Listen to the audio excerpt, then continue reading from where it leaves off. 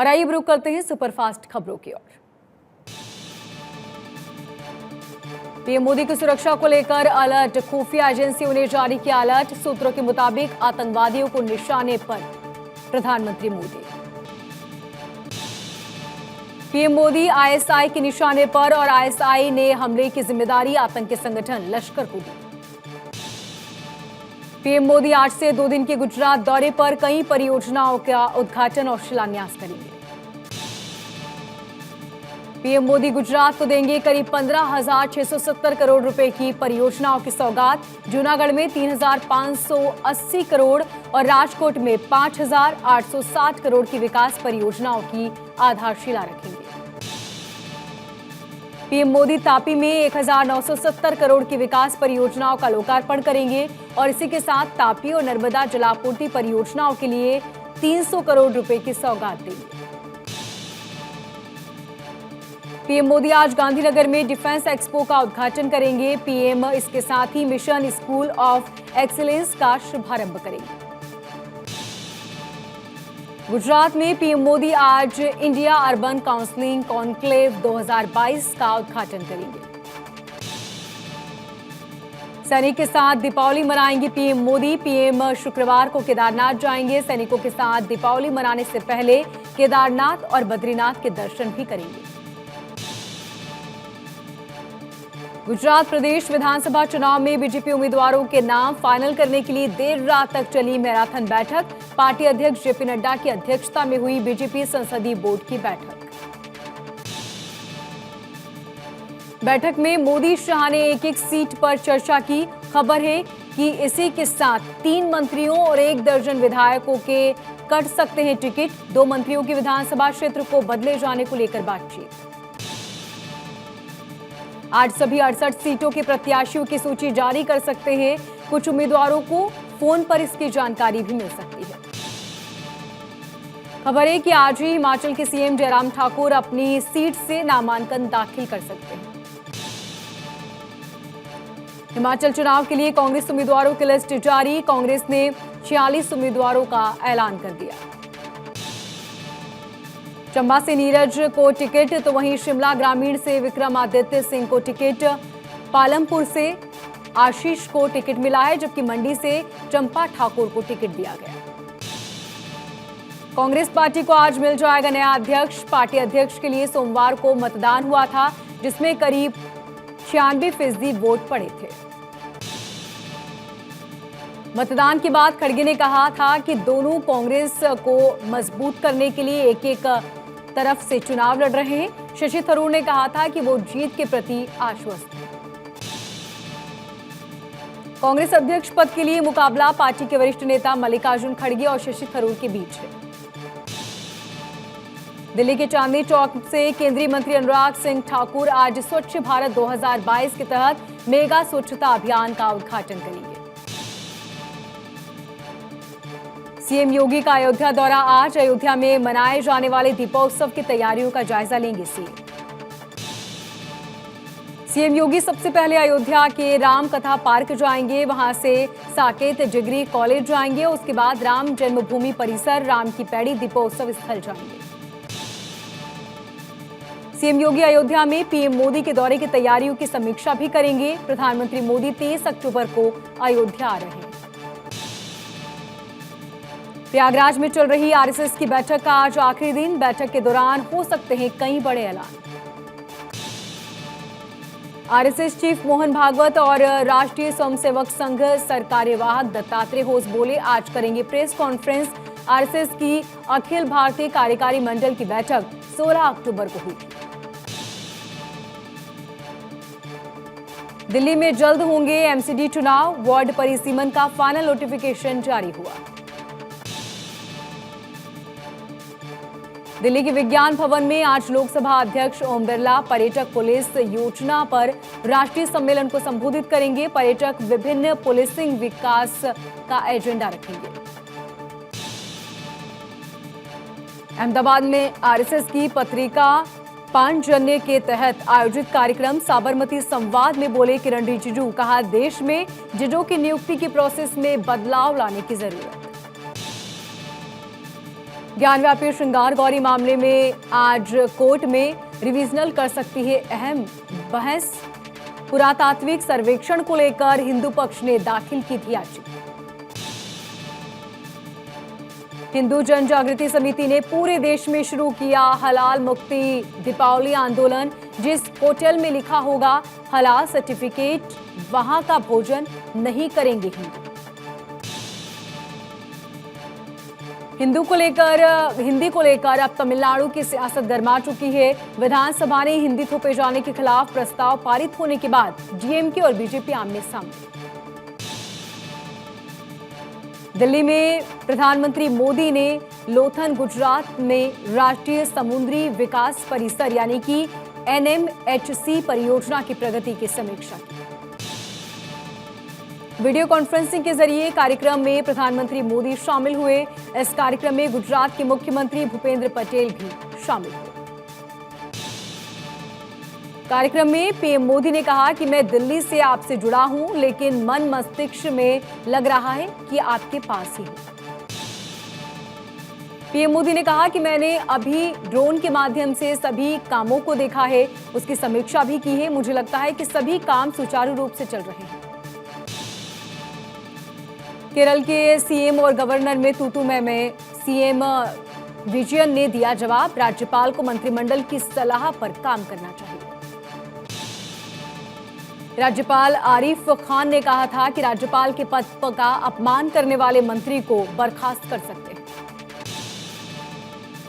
आर्यन खान मामले में बड़ा खुलासा। सूत्रों के हवाले से जानकारी, समीर वानखेड़े की मुश्किलें बढ़ सकती है।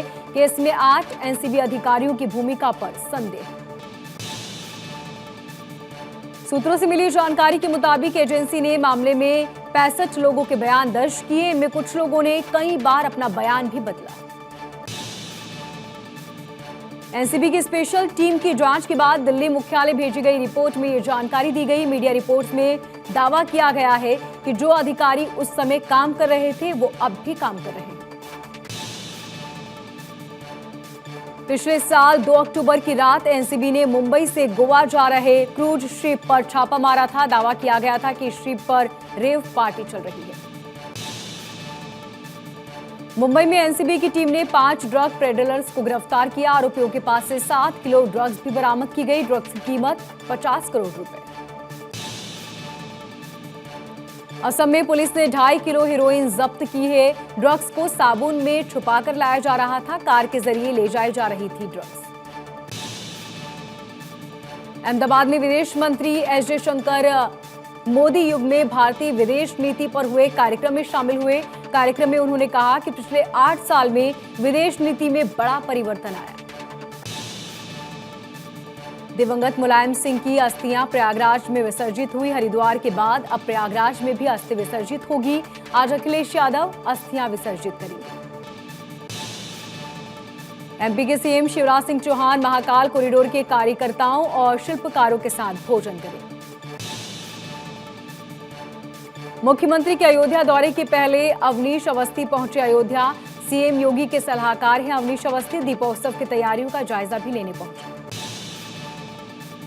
एमपी की बड़वानी में राज्यसभा सांसद डॉक्टर सुमेर सिंह सोलंकी ने दीपावली से पहले प्रजापति समाज के लोगों का सम्मान किया और उनके साथ मिट्टी के दिए भी बनाए। कर्नाटक में कांग्रेसियों ने धरना दिया। इसके साथ ही टोल गेट पर अवैध टोल वसूली का जमकर विरोध किया। कई दूसरे संगठनों ने भी विरोध किया। पुलिस ने कांग्रेसियों को हिरासत में लेकर बंद प्रदर्शन कराया। रांची से फर्जी वीजा बनाने वाले विदेशी नागरिक गिरफ्तार। 250 से अधिक लोगों को बिजनेस, एजुकेशन, टूरिज्म वीजा दिया करते थे। 10,000 रुपए में बनाकर वीजा बेचते थे। पंजाब में मोहाली के सेक्टर 82 में एक बड़े बिल्डर के बेटे ने हवाई फायरिंग की। लग्जरी कार खरीदने के बाद खुशी में फायरिंग की गई, वीडियो वायरल। रायपुर के ऑक्टोपस बार में मारपीट के बाद फरार हुए 3 आरोपियों को पुलिस ने गिरफ्तार कर लिया। आरोपियों को पुलिस ने गिरफ्तार किया। सीसीटीवी फुटेज के आधार पर आरोपियों की गिरफ्तारी हुई।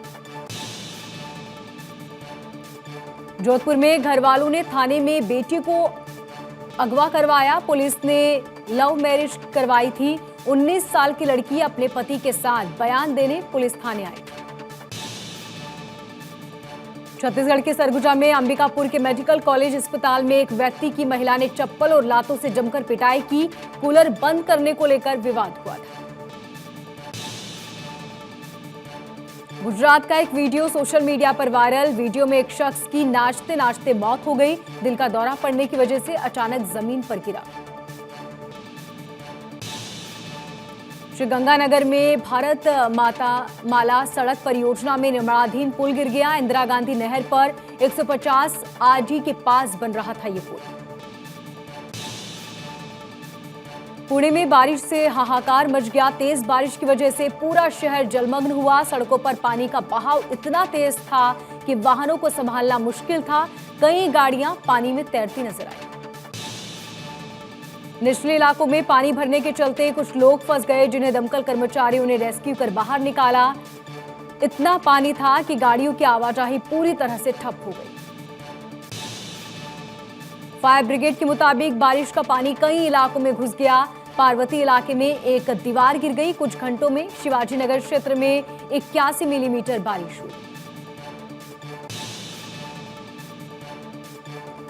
ब्रिटिश पायलट्स को फंसाने को लेकर चीन की नई चाल। मोटी सैलरी पर नौकरी देने के बाद शी जिनपिंग ने ऐलान किया, नौकरी के जरिए मिलिट्री सर्टिफिकेट हासिल करने की कोशिश।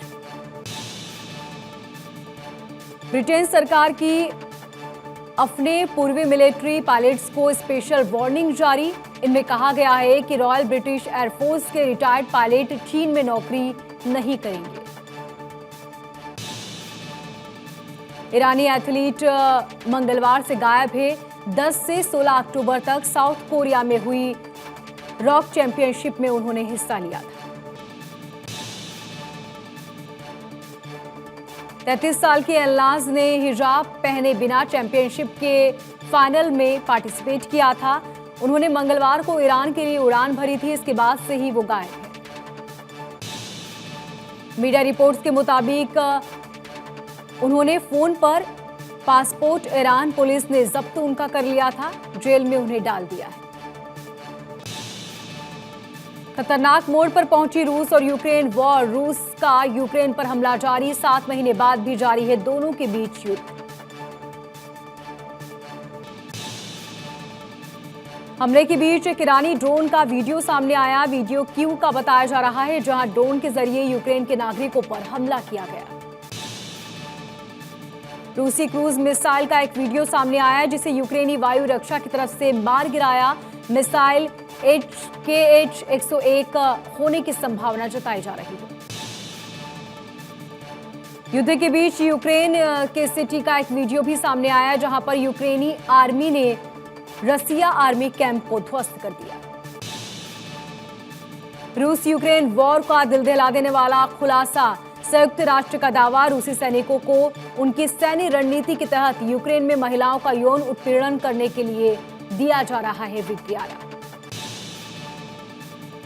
समाचार एजेंसी AFP को दिए गए इंटरव्यू के मुताबिक रूसी सैनिक न सिर्फ महिला बल्कि बच्चे और पुरुषों को भी यौन उत्पीड़न कर प्रताड़ित कर रहे हैं।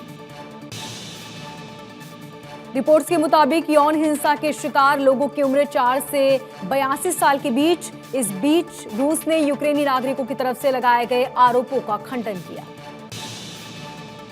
रूस यूक्रेन युद्ध के बीच बढ़ सकती है ईरान की मुश्किलें। ईरान ने रूस को घातक ड्रोन मुहैया कराए, जिसके इस्तेमाल रूस ने यूक्रेन पर किया था।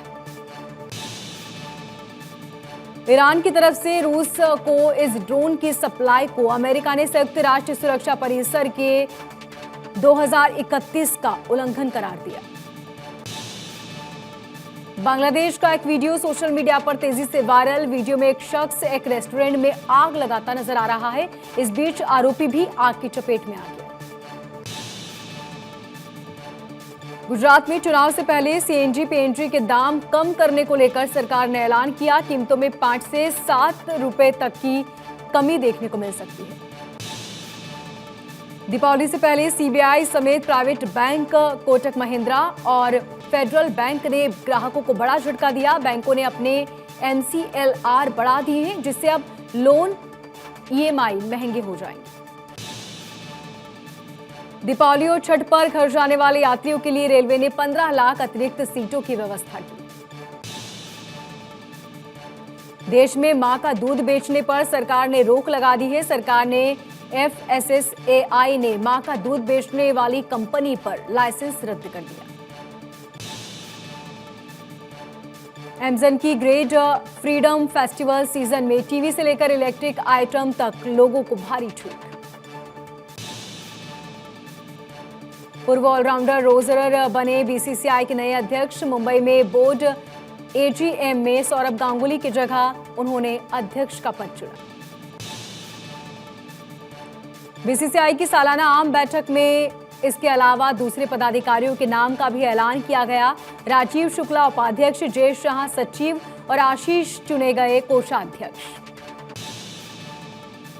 BCCI के कोषाध्यक्ष रहे अरुण को अविशेष के साथ ही IPL संचालन परिसर में जगह मिली। अब होंगे IPL के नए चेयरमैन। BCCI अध्यक्ष के तौर पर अपनी पारी खत्म करने के बाद सौरभ गांगुली ने टीम को बधाई दी। कहा, BCCI अच्छे हाथों में गई है। रोजर को हार्दिक बधाइयां। एशिया कप 2023 के लिए पाकिस्तान नहीं जाएगी टीम इंडिया। BCCI AGM के बाद सचिव जय शाह ने बड़ा ऐलान किया। T20 वर्ल्ड कप में टीम इंडिया आज दूसरा आधिकारिक वार्म अप मैच खेलेगी। पाकिस्तान से 23 अक्टूबर को होने वाले महामुकाबले से पहले ये भारत का आखिरी वार्म अप मैच होगा। न्यूजीलैंड के खिलाफ होने वाले मुकाबले में विस्फोटक बल्लेबाज सूर्य कुमार यादव को दिया गया आराम। सूर्य की जगह दीपक या ऋषभ पंत को खेलने का मौका मिल सकता है। T20 वर्ल्ड कप के अपने पहले मुकाबले में नमीबिया के हाथों उलटफेर का शिकार हुई। श्रीलंकाई टीम ने दूसरे मुकाबले से शानदार वापसी की। भारतीय मूल के कार्तिक ने रचा इतिहास। T20 वर्ल्ड कप 2022 में हैट्रिक देने वाले बने पहले बल्लेबाज। भारतीय मूल के कार्तिक ने श्रीलंका के खिलाफ पूरी की है हैट्रिक। T20 वर्ल्ड कप के दूसरे क्वालीफाई मुकाबले में नमीबिया को नीदरलैंड के हाथों मिली 5 विकेट से हार।